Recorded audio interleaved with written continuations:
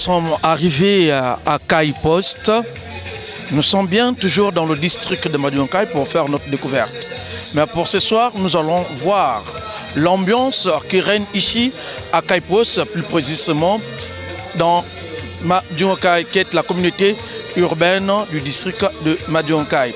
Ici, nous sommes chez Richard. C'est un jeune commerçant qui tient le commerce ici dans la communauté urbaine de Madiouankai. Donc, nous allons suivre tous ensemble l'ambiance qu'il y a ici dans ces communautés de village qui est donc Kai Post. Tous ensemble, nous allons suivre. Mais n'oubliez pas, je suis Destin Taman, le fils de Lulma, et toujours derrière la caméra, c'est Vianney Bitoukou. Donc tous ensemble, nous allons suivre cette ambiance. C'est M. Paul Richard Mabiala-Makosso. Je suis commerçant, propriétaire de cette localité que vous êtes en train de voir ici, natif de Kai. Et ça me fait plaisir de travailler chez soi. J'ai commencé depuis 1999 jusqu'à ce jour. Ce commerce a commencé dans un petit placard qui m'a coûté 17 500 francs. Et voilà les 17 500.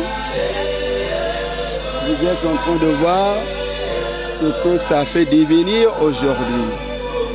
C'est qu'il a fallu qu'il y ait vraiment de la foi, de pouvoir aimer chez soi, pour que le lendemain, les gens ne souffrent pas quand ils ont besoin de quelque chose. Au lieu d'aller tout le temps à Pointe-Noire, au lieu de faire les commandes à chaque instant, vous envoyez le chauffeur en cours de route, brûle le stop et tout, ça vous coûte encore. Et pire encore, quelque part là, nous avons encore une pharmacie qui aujourd'hui est en train de nous aider. Et de ce pas, le nom c'est toujours Paul Richard Mabiala que je suis. Étant donné que je ne suis pas de la santé, donc il y a une autre personne qui le gère. Tout ça, c'est par rapport aux soucis du village dont nous vivons. C'est une communauté urbaine et nous devons transformer cette communauté. Pour le transformer, c'est pas facile. C'est pas facile, mais on se bat avec nos autorités locaux qui sont ici, de pouvoir faire un effort. Mais je pense que ça ira pour le mieux. Voilà. Chaque chose a un début et une finalité. Ça va marcher. Bien. La jeunesse aujourd'hui, vous le savez bien. Ça, vous le savez. Tout le monde dit que par rapport à ce que le pays aujourd'hui est en train de combattre, donc les gens ne veulent pas travailler, profitent de cette occasion, alors que cela ne nous regarde pas. Mais celui qui connaît qu'il est commerçant, bat dans son petit commerce. Celui qui connaît qu'il est pêcheur, il doit s'appuyer. Il doit s'appuyer à continuer à faire sa pêche. Mais aujourd'hui, tous, nous, on attend que le travail, que le blanc nous apporte le travail, qu'il y ait des sociétés, qu'il y ait ceci. Mais mettons la main dans la pâte. J'ai su le dire de départ, en amont, que ça a commencé à 17 500. Ce n'est pas un miracle. Je me suis donné. Voyez-vous, depuis 1999 et jusqu'à aujourd'hui, qu'est-ce que ça a donné? Et il a fallu quoi? La volonté, et il a fallu qu'il y ait, que tu te donnes de toi-même.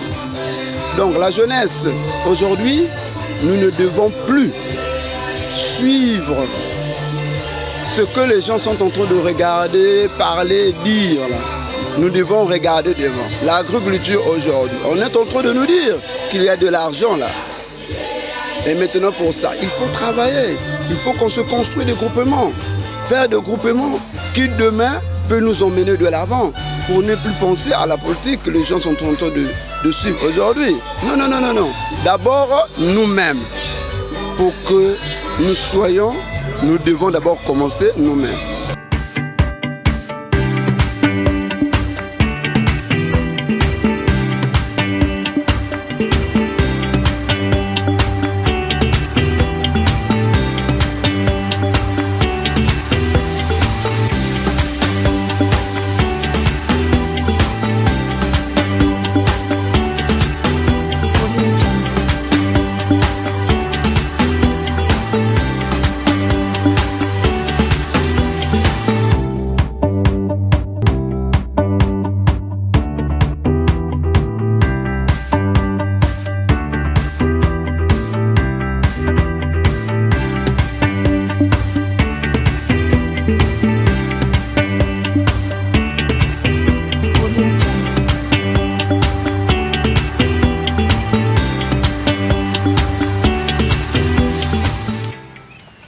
Mesdames, Messieurs, bonjour. Il est exactement 6h50 que nous venons donc nous lever ici dans la communauté urbaine de Madiouankaï, où nous avons passé nuit.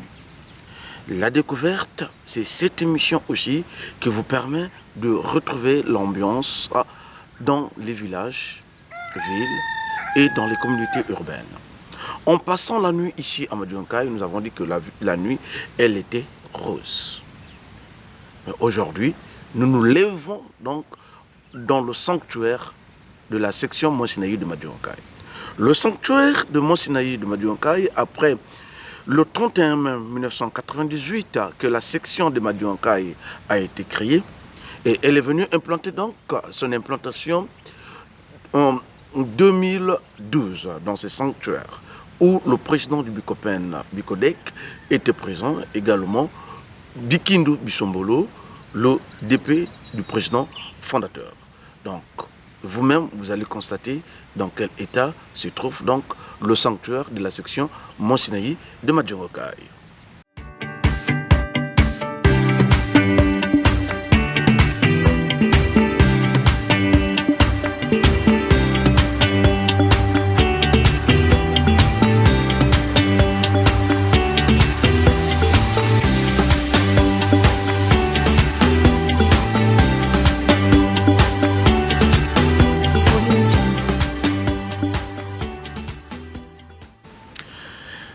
La section Mont Sinaï de Madiouankaï, c'est un terrain constitué d'abord de deux parcelles où il y a une maison et un autre terrain où est constitué donc le sanctuaire. La section de Madiouankaï donc a un terrain de 3 parcelles. Ici, nous avons donc 7 mamans, la sœur Audrey avec son mari, qui sont donc les gardiennes du temple. Elle pourra s'exprimer elle-même. Komba Munu Kui Audrey, section ya Madiouankaï, bete batkelawo. Mais babata Madiouankaï rizolave kusambilve. Section me kumaka nete babati ke ve même na totia ive. Donc et plantation yin ba kuiza salawa kaki ya faso yin ba kuiza tula. Ti depo ba kuiza tula frère Nzaka mutuvandi soutenir moi awa yandi mekumaka na retraite yani mekwenda ya bon mena bete bat me bikana wa nani ke pesi bete soutien pour que bete sivana na ngolo ya kusambilaka na bawe atuka ini bete kina nyonga kawa kakini hina.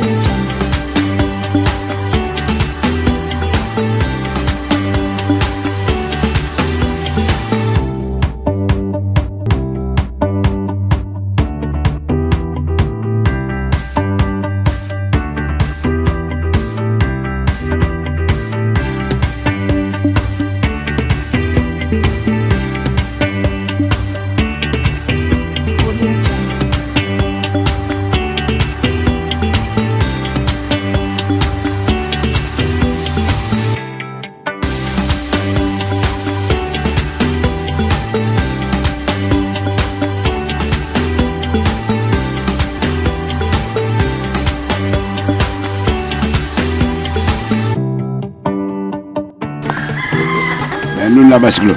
Comment tu que vous vous n'avez oui, il va m'y faire. Comment tu as je suis venu faire un peu de travaux. Boire le poutine. Vraiment. Boire le poutine. Moi bien boire là. Ah oui, il y a des conditions, même là-bas. Il y a des conditions. Mais ces conditions, je n'ai pas.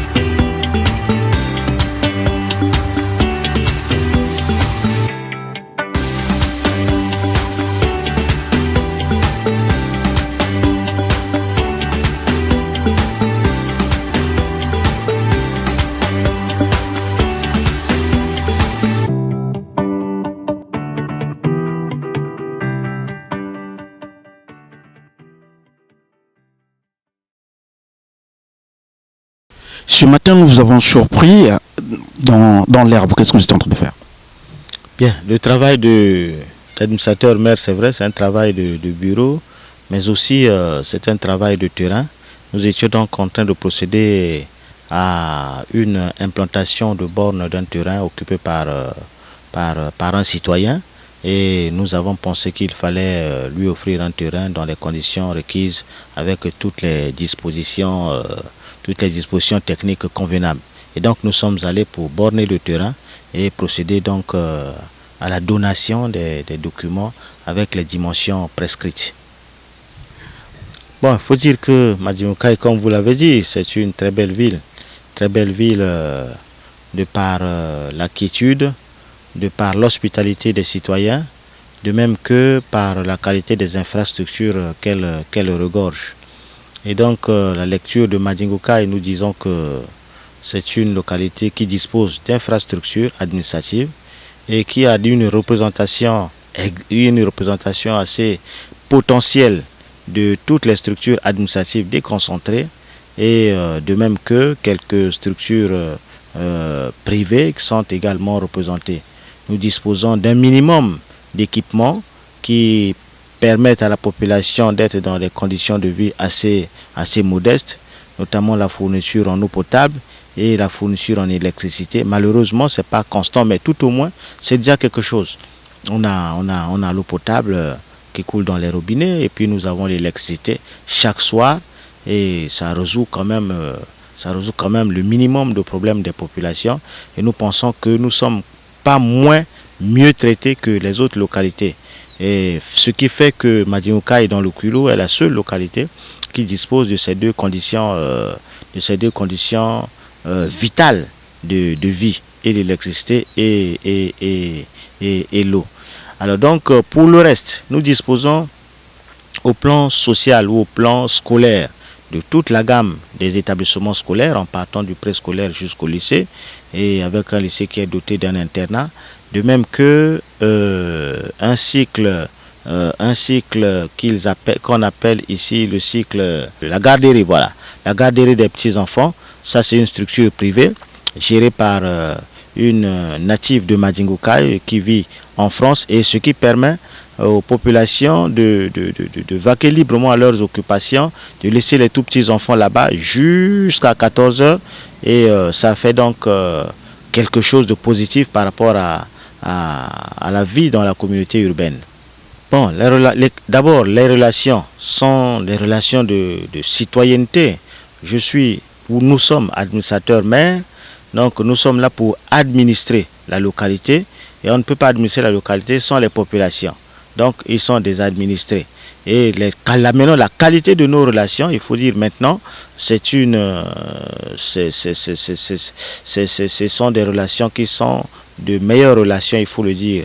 La population de Madingokai répond toujours positivement aux invitations et aux sollicitations de l'administration, et même les instructions de l'administration au plan national sont répondues positivement, et nous pensons que la qualité de nos relations est la bonne, et la population se plaît de ce que nous sommes en train de faire avec elle, parce que dans toute œuvre ou dans toutes les initiatives que nous engageons, tout est participatif. Nous le faisons avec la population. Oui, effectivement, il y a l'exode rural. Parce que quand nous avons pris nos fonctions ici en 2011, la population juvénile, surtout de la communauté urbaine, était un peu plus importante que maintenant. Et donc, pour différentes causes, nous savons que cet exode rural est principalement accéléré par la recherche de l'emploi, en dehors d'autres phénomènes, soit des calamités, soit la sorcellerie, tout ça. Mais ici à Madingokai, c'est beaucoup plus la recherche de l'emploi qui fait que les jeunes les plus valides puissent quitter la localité pour aller vers la ville de Pointe-Noire principalement, où ils prétendent avoir l'emploi. Et donc, ce qui fait que Madingokai subit fortement l'influence de ce phénomène. Ce qui nous réconforte ici encore davantage, c'est parce que il y a en retour le fait que la ville de Madingokai, c'est une ville hautement scolarisée, c'est une ville d'élèves, c'est une ville des écoles, c'est une ville où il y a beaucoup d'établissements scolaires. Et donc, le maintien d'une partie de la jeunesse ici, c'est grâce à la présence des établissements scolaires, notamment du lycée qui est doté d'ailleurs d'un internat. Et les plus âgés, ceux qui ne sont plus en âge de scolarisation, généralement, en dehors de la pêche qui les retient ici, mais la pêche c'est une activité précaire qui ne leur donne pas le revenu de manière permanente. En tout cas, ils sont obligés d'aller vers la ville. Alors c'est pourquoi notre réflexion quotidienne ou notre réflexion permanente est de voir comment est-ce qu'on peut avoir des centres de formation professionnelle pour que les jeunes soient maintenus ici, d'une part. Et aussi, notre souhait, c'est de voir les entreprises qui manifestent l'intérêt ou l'intention de s'implanter ici, le faire de manière réelle et de manière concrète, pour que, au lieu que le phénomène soit inverse, c'est-à-dire que le phénomène soit celui de l'exode rural, que le phénomène inverse se produise, que l'on trouve maintenant des jeunes qui pourront venir d'ailleurs, de Pointe-Noire ou d'autres localités, pour venir renforcer les effectifs juvéniles dans notre localité. Ah, la partie sportive surtout. La partie sportive surtout, c'est celle qui a fait la fierté et qui fait d'ailleurs la fierté de Madingokai depuis que nous sommes là. La jeunesse de Madingokai, c'est une jeunesse hautement sportive qui, dans les années 2013, 14, 15, a prouvé devant l'opinion départementale que Madingokai était le centre ou le bastion du sport dans le Kwilu, pour avoir remporté, surtout dans le cadre du sport scolaire, pour avoir remporté 3 fois les éditions des Jeux de l'ONSU. Et nous disposons des installations sportives convenables qui peuvent permettre une bonne expression de cette jeunesse.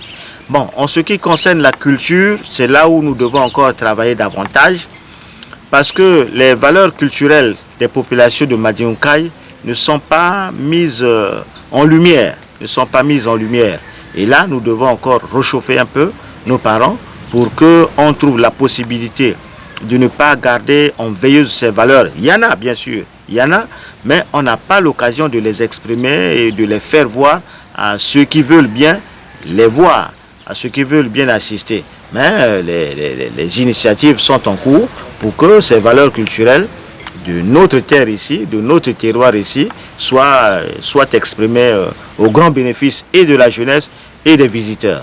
Monsieur le maire, maîtrisez votre langue maternelle? Ah oui, je la maîtrise correctement. Ok, nous partons sur un point. Le premier point, votre nom. Que signifie votre nom? Bon, il faut dire en toute honnêteté que l'origine de mon nom, d'ailleurs, on m'appelle Ondonda, le prénom c'est Jean-Charles, ça c'est Jean-Charles.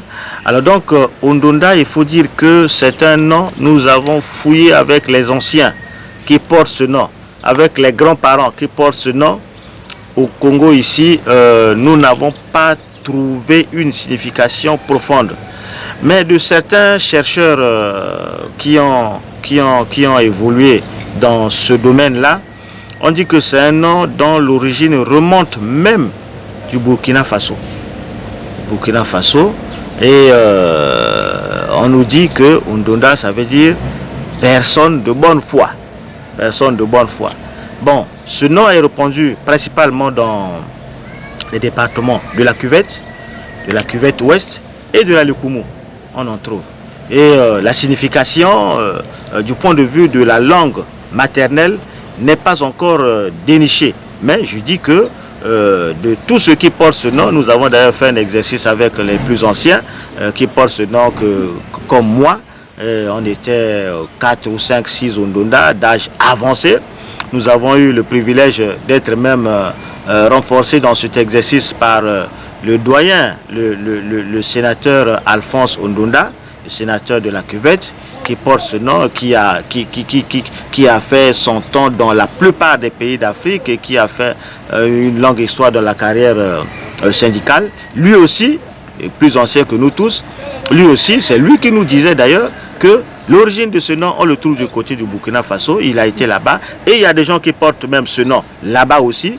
Et que ça soit dans la langue Mboshi, que ça soit dans la langue Teke, que ça soit dans la langue Mbeti ou Mboko, où on trouve ce nom, on n'a pas une signification précise. Mais nous sommes donc attachés à ce qu'il nous a dit, c'est personne de bonne foi. Ma langue, bon, j'ai 2 langues maternelles. Hein. Je suis à la fois Mboko et je suis à la fois Mbeti. En Mboko on dit Morobwe. Et puis en Mbeti on dit Mvorobwe. Ah, c'est un exercice périlleux auquel vous me soumettez. Biscuit. Bon,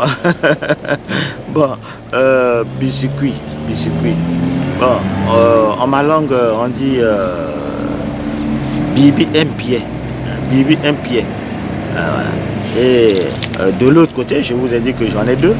Et donc, l'autre côté, on dit Bimbi Bebwe. Voilà. Couleur préférée, la couleur blanche. Vous me voyez en blanc, d'une part, dans ma tenue. Bon, l'inspiration, c'est dans les domaines. Dans les domaines, est-ce que c'est dans le domaine politique, c'est dans le domaine culturel, c'est le domaine artistique ou dans le domaine purement de la recherche. Bon, il y a plusieurs personnages qui m'ont marqué dans plusieurs domaines. Et je voulais donc savoir dans quel domaine cette inspiration peut être fondée. Dans le domaine sportif, c'est Messi. Voilà. Bon, le personnel historique, il faut prendre la dimension panafricaine. Il y a Nelson Mandela qui a marqué et qui marque d'ailleurs ma mémoire. Et au plan national, il y a le président Marien Ngouabi. Ah, ce qui a fait mon bonheur et ma joie, c'est le jour de mon admission au bac. Ça, c'est la journée qui a été pour moi la plus hautement symbolique dans l'histoire de ma vie. Votre plus grande peur? l'échec. La mort, ça ne fait pas peur, au contraire. Moi, je suis croyant catholique et la mort, c'est pour nous un passage normal. Et puis, nous croyons aussi qu'après la mort, il y a une autre vie. Il suffit seulement d'assainir la vie actuelle pour qu'après la mort, bon, on puisse continuer à vivre dans les bonnes conditions. Et nous, la mort ne me fait vraiment pas peur. Ne me fait pas peur. Ok, merci. Donc nous étions avec monsieur l'administrateur maire de la communauté urbaine de Madiouakaï, monsieur Jean-Charles Ondonda. Il est accompagné de quelques membres de son cabinet. Je suis monsieur Steven France Lubango, oui, habitant à Madiouakaï présentement, travaillant avec l'administrateur maire. Je suis Makaï Laurent, secrétaire particulier de monsieur l'administrateur maire de la communauté urbaine de Madiouakaï.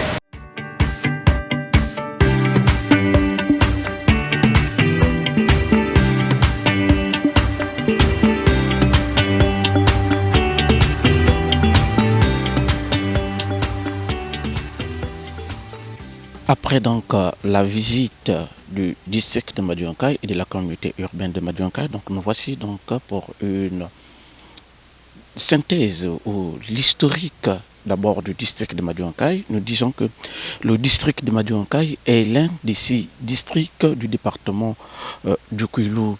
Et nous savons que le département du Kouilou tire son nom du fleuve Kouilou. Et le district de Madiouakaï a commencé dans un petit village qu'on appelle ici Ngumbi, dans l'actuel district de Nzambi. Et en 1908, Madiouakaï devient donc le chef-lieu du district. Et les raisons qui ont fait le transfert de 1906 jusqu'à Akai Post, les raisons sont que parce que l'Européen cherchait à avoir une vue sur la plage. Et donc nous sommes ici à la résidence du sous-préfet. Donc si vous regardez, derrière moi, il y a une vue qui va vers la plage. Et nous avons quelques années historiques, ou les années qui ont marqué donc, le district de Madiouakaï. Donc nous avons en 1888, la construction de la première église catholique qu'on appelle ici Sainte-Marie.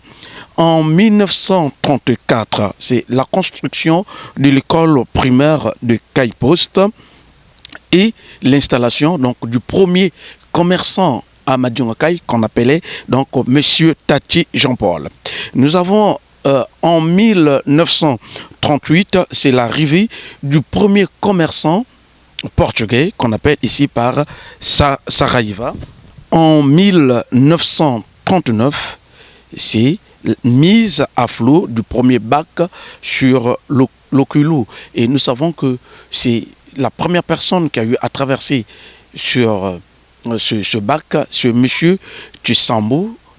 En 1944, on construit donc ici le second siège du district de Madiouakaï en matériaux semi-durables par la société qu'on appelle ici la société Langadec.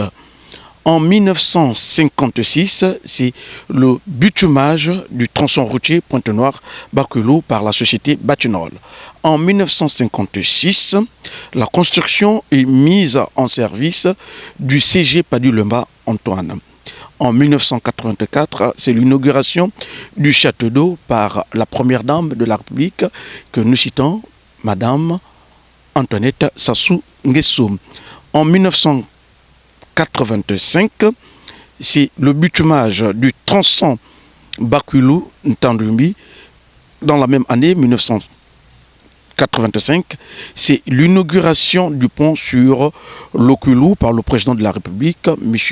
Denis Sassou Nguesso. Mais or, à l'époque, monsieur ou son Excellence, le président de la République, était colonel, président du comité central du Parti congolais du travail, président de la République, chef de gouvernement. Nous continuons et en 2002, c'est le tronçon routier Olmoni Ntandumbi qui fut réinauguré.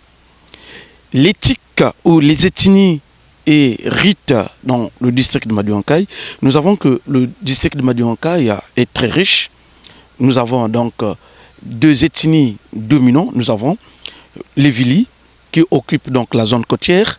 Nous avons les Lumbu qui occupent donc la zone forestière. Au plan culturel, nous avons les rites suivants. Nous avons Tchukumbi, Koudumbulumouane, Tchinkandi, Mbembo, Kubukumouane, et les danses qu'on utilise dans le district de Madiouankaï, nous avons Tchukobi, Tchinkandi, Kwang, Mbung, Liboka, Nzasi et Mbembo. Et les cours d'eau, il y en a plusieurs. Nous avons Yanga, Yubi, Luandjili, Tibita.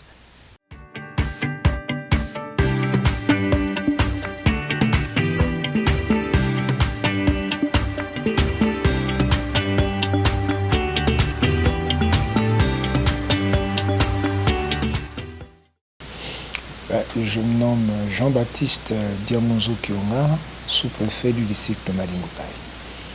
Bien, merci. Vous devrez d'abord comprendre que le district de Madiouankaï, dans sa configuration actuelle, ne représente pas la réalité d'antan. Parce que, comme vous le savez, d'un point de vue historique, le district de Madiouankaï regroupait en fait 3 entités. Il y avait le district en tant que siège du district et nous avions 2 postes de contrôle administratif. Il y a le poste de contrôle de Nzambi et le poste de contrôle de Kakamweka. Mais d'où vient cette histoire du district de Madiouankaï? Elle remonte depuis 1883 où une localité appelée Madingu, vers l'estuaire de Nzambi, donc dans ce qu'on appelle aujourd'hui le district de Nzambi, évidemment cette localité avait recueilli les premiers Européens, donc les premiers colons européens, qui se sont installés dans cette localité au bord justement de la mer. Et là, effectivement, ils menaient, ces Européens-là, une intense activité commerciale. Et nous devons dire aussi que le chemin de fer dans l'esprit du colon devait avoir pour point de départ Madingu, cette localité qui est dans le district actuel de Nzambi, et devait passer par Kotovindu et arriver à Dolisie et suivre son cours jusqu'à Brazzaville. Mais il y a eu un grand commerçant européen qu'on appelait Tréchaud, qui lui, effectivement, a pesé de tout son poids parce qu'il avait beaucoup d'activités à Pointe-Noire et il a pensé que ça pouvait donc partir de Pointe-Noire et non de Madingu. Et donc, il y a eu comme un détournement de ce tracé-là. Et à partir de 1905, Madingu va perdre sa prédominance, entre guillemets, commerciale, au profit d'une autre localité qu'on appelait là-bas, dans l'actuel district de Madiouankaï, Paris, comme Paris. Nous rappelons que nous avons affaire ici à des Européens. Et donc, ils ont appelé Paris et c'est là où il y a eu une concentration commerciale. Donc, les Européens se sont déportés beaucoup plus vers Paris. Et de là, et qui est proche de l'embouchure de la Numbi. Proche de la, et donc, c'est Paris qui va finalement regorger un ensemble de comptoirs. Des comptoirs commerciaux évidemment où on était en train d'exercer le commerce. Et c'est en ce moment-là que Paris va devenir le deuxième poste après Madingu, le deuxième poste administratif, voilà, de la zone. Et quand on parle de poste, il s'agit de poste administratif, de contrôle administratif. Et c'est exactement en 1908 que Kai, là où nous nous trouvons ici exactement, va devenir le chef-lieu du district. Mais les Blancs vont se rappeler de Madingu. Et pour montrer que le district est aussi vaste, ils vont donc prendre le nom de Madingu et coller Kai pour avoir Madingu. Pas Madingu Kai, mais Madingu Kai. C'est comme ça que le Blanc va l'appeler. Donc il perd son U. Voilà, il perd son U. Et beaucoup de gens écrivent avec U. En réalité, c'est Madingu Kai. Avec S Akai à la fin. Et donc, voilà un peu comment, au fil du temps, donc en 1908, que Madimoukai devient le chef-lieu du district de Madimoukai, et qui avait 2 postes de contrôle administratif, Nzambi et Kakamweka. Et c'est dans les années 90 que finalement, Nzambi et Kakamweka deviennent des districts à part entière, comme le district de Madimoukai. Donc voilà en quelques mots l'histoire du district de Madimoukai.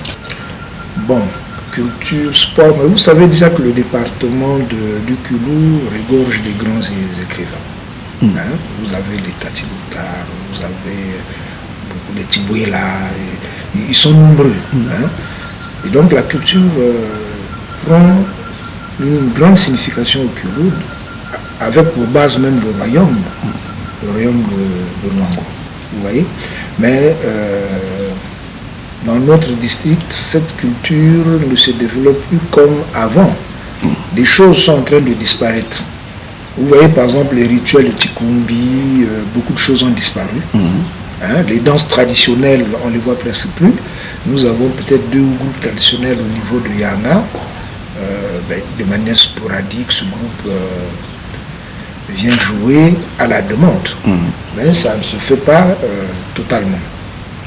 Bon, le sport, on parlerait du sport beaucoup plus dans le cadre des Jeux de l'ONSU, où pendant près de 3 ans, depuis 2011 jusqu'à 2013, le district de Madimoukai était le champion du département du Kulou, toutes catégories confondues.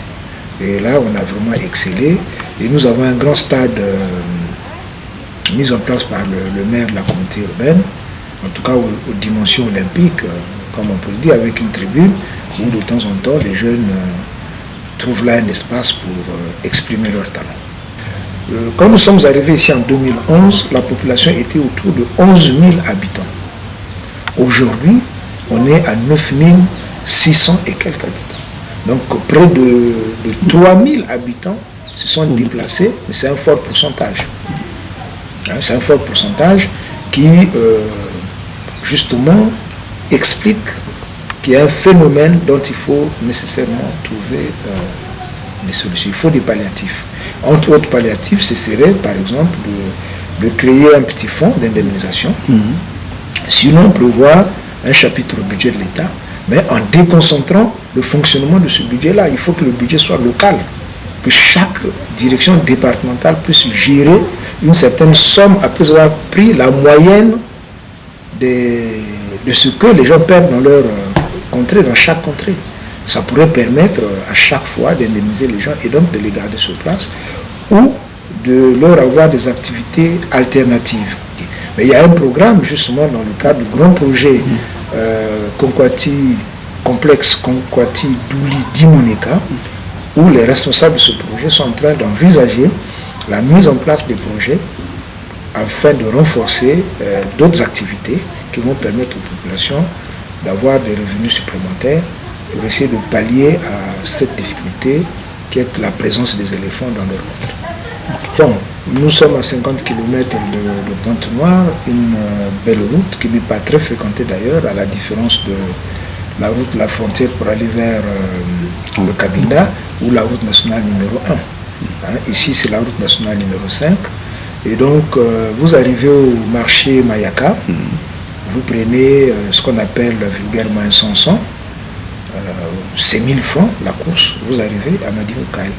Et pour repartir, c'est aussi 1000 francs. Et donc, en 1 heure, vous êtes à Madimoukai, sans problème, la route est bonne, peu d'accidents d'ailleurs. Et donc, vous circulez tranquillement, vous arrivez à Madimoukai et vous pourrez, à l'intérieur du district, évidemment, faire des visites extraordinaires. C'est moi qui vous remercie. À la prochaine. Un relief des collines, des forêts denses et de la savane. Le climat, c'est un climat tropical et humide. Les ressources sous-sol et sol dans le district de Madimoukai est riche. Nous avons comme richesse de sol, nous avons Limba, Okume, Simpo, Mwamba, Pakou, Baya, Et nous assistons, donc nous n'oublions pas la plus grande, vaste de forêt des eucalyptus. Dans le sous-sol, nous avons des éléments tels que le puits de pétrole, nous avons les gisements de la potasse, de l'or et d'autres pierres précieuses.